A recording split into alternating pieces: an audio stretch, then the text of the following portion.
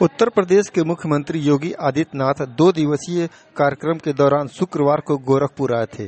उसके बाद शनिवार को आज सीएम योगी का कई जगह कार्यक्रम था, जिसमें वो लहसड़ी बंधे का निरीक्षण किए। इस दौरान आप वीडियो में देख सकते हैं कि जगह जगह सीएम योगी के स्वागत में नागरिक लगे हुए थे और जैसे ही सीएम योगी का काफिला आगे बढ़ता, लोग उनके काफिले पर फूल बरसाते नजर आए।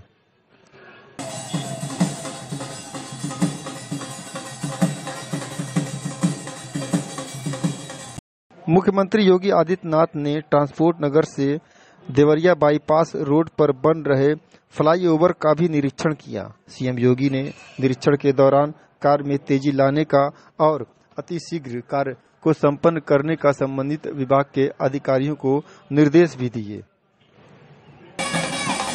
फ्लाईओवर के निरीक्षण के दौरान सीएम योगी ने नालियों का भी निरीक्षण किया और इसके बाद सीएम योगी का काफिला सहजनवा के लिए रवाना हुआ। सीएम योगी ने सहजनवा के हरदी में राजकीय पॉलिटेक्निक के आवासीय और अनावासीय भवन का उद्घाटन भी किया और यहां पर जनसभा को सीएम योगी ने संबोधित किया। आइए सुनते हैं सीएम योगी का संबोधन।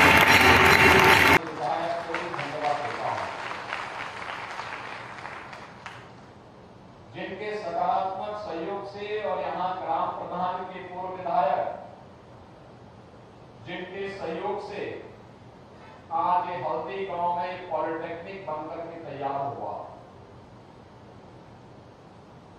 पॉलिटेक्निक में हमारा प्रयास है कि इसी सत्र में प्रवेश हो, लेकिन चूंकि इसमें एक औपचारिकताओं का निर्माण करना होता है, all India council of technical education से जुड़ी हुई मान्यता के लिए एक कार्रवाई आगे बढ़ानी होती है।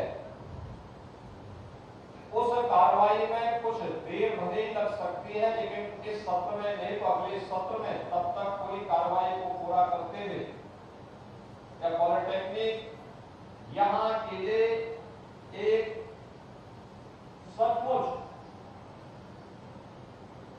इस क्षेत्र के विकास के लिए बहुत महत्वपूर्ण साबित होने जा रहा है।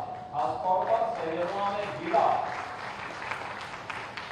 में जिस प्रकार का निवेश आया है, नए उद्योग लगे हैं, कहीं पाइप फैक्ट्री लग रही है, कहीं पे डेयरी लग रही है, कहीं पर अन्य तमाम नए नए उद्योग यहां पर लग करके लोगों को और युवाओं को रोजगार सृजन कर रहे हैं। जब यहाँ का नौजवान डिग्री लेगा, डिप्लोमा लेगा या सर्टिफिकेट के किसी कोर्स के साथ जुड़ेगा तो स्वाभाविक रूप से स्थानीय स्तर पर उद्योग की जो आवश्यकता है, उस आवश्यकता के अनुरूप ट्रेन मैन पावर हमारे पास होगा और यहाँ का लाभ इस पॉलिटेक्निक में अध्ययन करने वाले डिप्लोमाधारी युवाओं को प्राप्त होगा। सहजनवा के विकास और गोरखपुर के विकास के लिए इसकी बड़ी भूमिका होगी। जैसा कि इसके बारे में बताया गया, इस पॉलिटेक्निक के लिए प्रशासनिक भवन तो है ही, जहां पर प्रशासनिक भवन प्रिंसिपल भी बैठेंगे, अन्य शिक्षक भी बैठेंगे, अन्य कर्मचारी भी बैठेंगे, लेकिन साथ साथ उस भवन में यहाँ की कक्षाएं भी संचालित होनी है। इसके लिए शैक्षणिक और प्रशासनिक भवन का निर्माण पूरा हो गया। यहाँ के प्रिंसिपल और अन्य शिक्षकों के आवास बनकर के तैयार हो गए।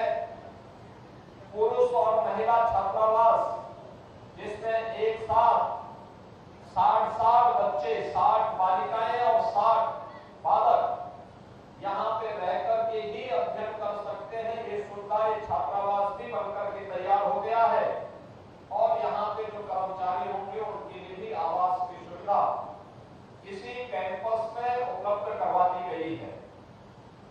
बहनों भाइयों, हम सब जानते हैं कि राज्य सरकार ने इसके लिए तकनीकी शिक्षा विभाग को 21 करोड़ रुपए स्वीकृत किए थे और आज ये बनकर के तैयार हुआ है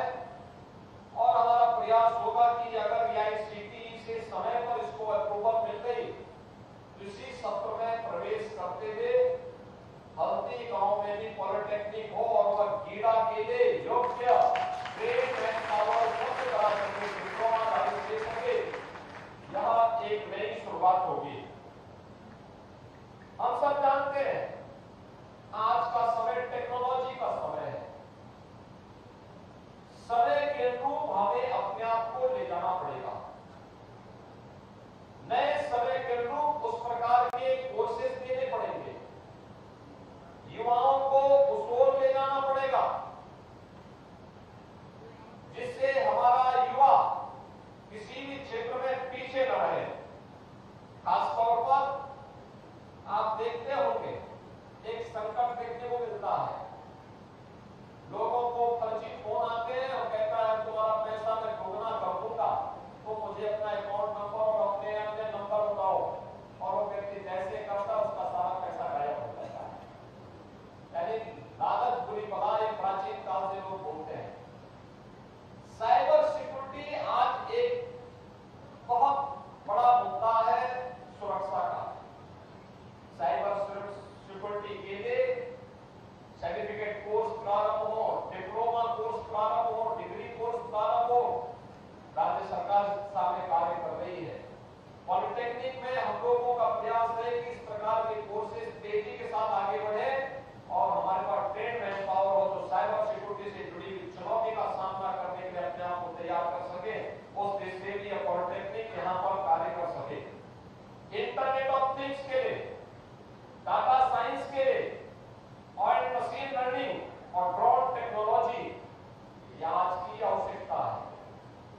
समाज इस दिशा में तेजी के साथ दुनिया आगे बढ़ रही है, हम उससे वंचित न रह पाए, इसके लिए लगातार सरकार के स्तर पर जो प्रयास प्रारंभ हुए हैं, यह कार्य तेजी के साथ हमें स्थानीय स्तर पर भी और खासतौर पर औद्योगिक जो केंद्र हैं उन केंद्रों में विकसित करने पड़ेंगे, जिससे अधिक से अधिक स्थानीय युवाओं को हम नौकरी और रोजगार के साथ जोड़ सके। आप सब जानते हैं कि हम लोगों ने वर्तमान में प्रदेश के अंदर औद्योगिक निवेश का एक बेहतरीन वातावरण बनाया है। जब सुरक्षा का चाक चौबंद व्यवस्था होती है तो उद्यमी भी निवेश करता है। उस उद्योग के लिए अच्छे मैन पावर की आवश्यकता है। अच्छे IITI से पास सर्टिफिकेट कोर्स करने वाले युवा, डिप्लोमाधारी, डिग्रीधारी, तीनों प्रकार की शिक्षा प्रदेश के अंदर है। हमारे पास तकनीकी शिक्षा के लिए 3 विश्वविद्यालय, तकनीकी विश्वविद्यालय है। JKTU लखनऊ में है जो तमाम इंजीनियरिंग कॉलेजेस को अपनी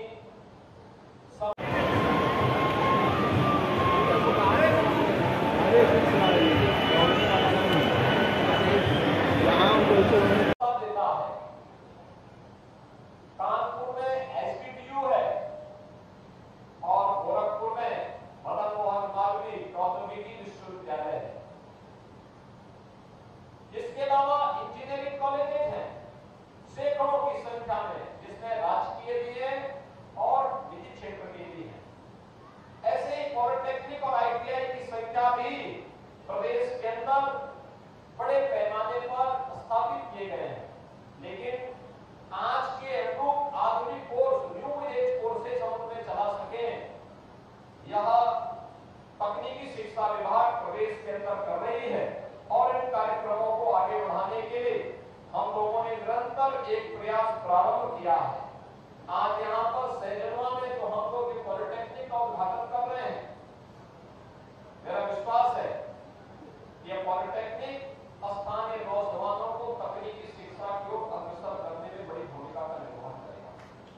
अगर उस तकनीकी शिक्षा ठीक है कि जितने उद्योग लग रहे हैं, इन उद्योगों में जो भी मैन पावर आवश्यक होगी, जितने भी लोगों की आवश्यकता होगी, ये पॉलिटेक्निक से ट्रेंड वो हमारा युवा वही नौकरी पाएगा। घर में ही नौकरी पाने वाला युवा घर की देखभाल भी कर देगा, अपने पैसे की बचत भी कर लेगा और साथ साथ गोरखपुर के विकास में, प्रदेश देश और देश के विकास में भी अपना योगदान कर पाएगा। आज जब पॉलिटेक्निक आपको पत्र प्राप्त होगा, गोरखपुर में आज अनेक योजनाएं आई हैं। पूर्वांचल एक्सप्रेसवे का गोरखपुर लिंक इसी महीने बनकर के तैयार हो रहा है। उसके दोनों राउंड जो लगने जा रहे हैं।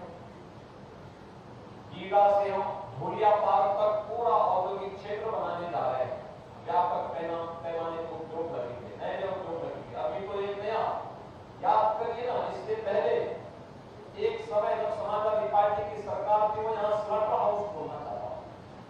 हम लोगों ने उस समय विरोध किया था। 2005-6 की घटना है, जो हम लोगों ने बड़ा आंदोलन किया था और उस समय कहा था कि ये स्लॉटर हाउस हमें यहाँ नहीं चाहिए, हमें तो उद्योग के लिए निवेश चाहिए, नौजवानों को।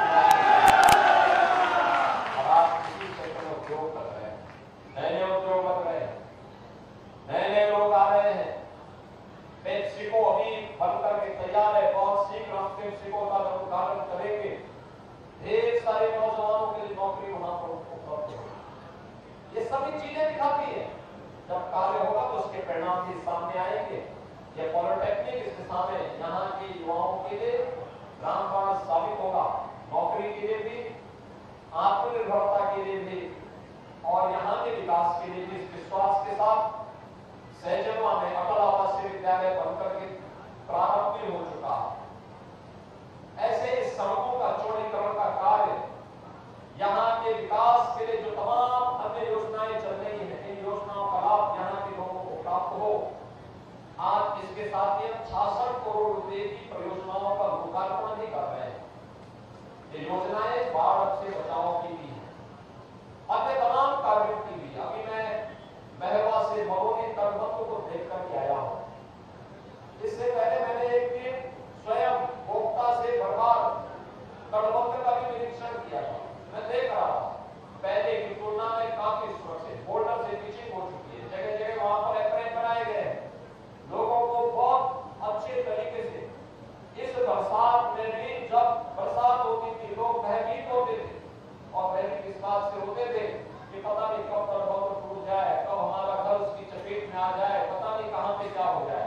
लेकिन आज भारी बरसात के बावजूद भी आपने देखा होगा कि पूरी तरह स्थिति नियंत्रण में है और सरकार इस दिशा में लगातार प्रयास कर रही है।